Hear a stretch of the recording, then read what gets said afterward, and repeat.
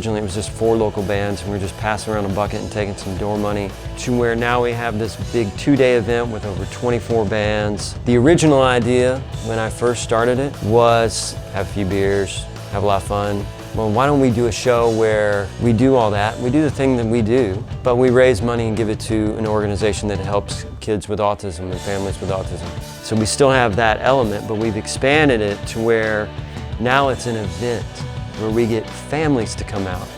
And the early part of each night, we have a couple of students with autism play, and then we have the tables with SAVASA, the Coachella Valley Autism Society. So it gives them an opportunity to come to an event with live music that normally they wouldn't have that opportunity. But we're fortunate that we have this event. They get to come out and experience it.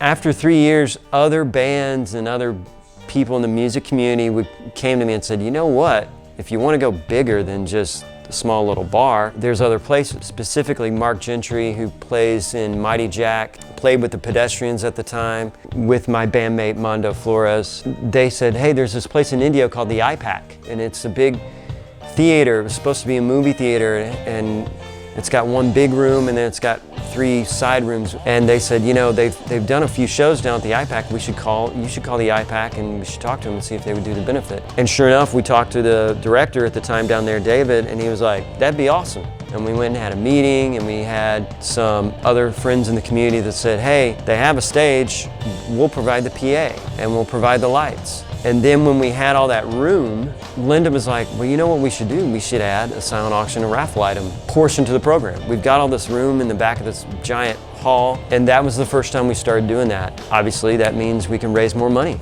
for the kids. And that was great. We did it at the IPAC 2 years in a row, and every year we've gotten lucky. Each year we've been fortunate enough to raise more money than the previous year.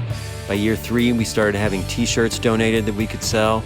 Then by the 4th year at the IPAC, we added silent auctions, raffles, and the acoustic stage. Then we went from the IPAC to Outside the Hood. The Hood had done a benefit for somebody, and so we worked it out to where they could bring in a big punk band, the Adolescents. They brought them in on Friday night.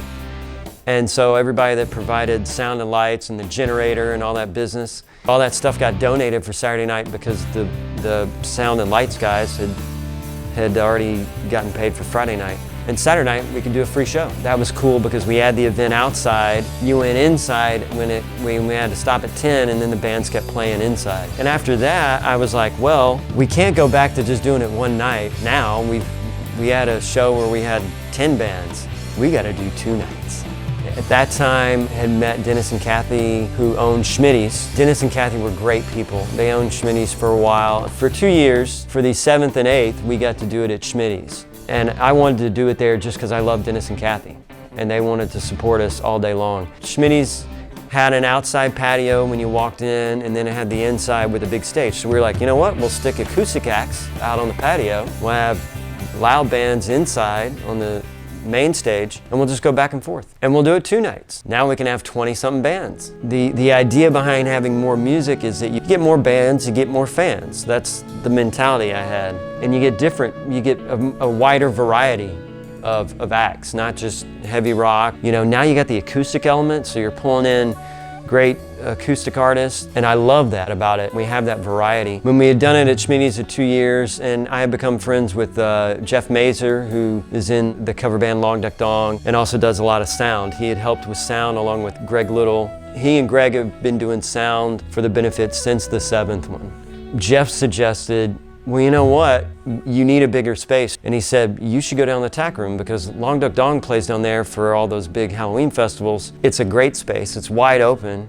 I bet you they would do it. And that's where we've done it now for the last 3 years. And it is the perfect place. That patio is so big, you know, and we have that main stage, and then you cross the main stage up against the side of the tack room. We have that long wall where we can put out all the tables with all the silent auction and raffle items. And then to the side of that part of the patio, we can have the acoustic stage. It's been fantastic. You know, the goal of the benefit is not to beat last year's total.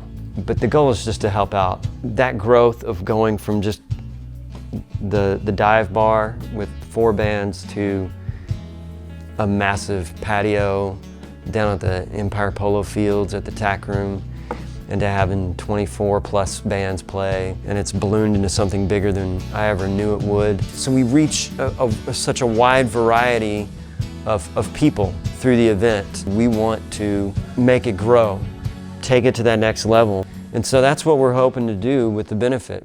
For more information on the concert, visit concertforautism.com. To learn about sponsorship opportunities or donate items for raffle and silent auction, email at contact@concertforautism.com. For information about the Desert Autism Foundation, please visit desertautismfoundation.com. The 2019 12th Annual Concert for Autism will be held on Friday and Saturday, October 18th and 19th at the Tack Room Tavern in Indio, California. See you there.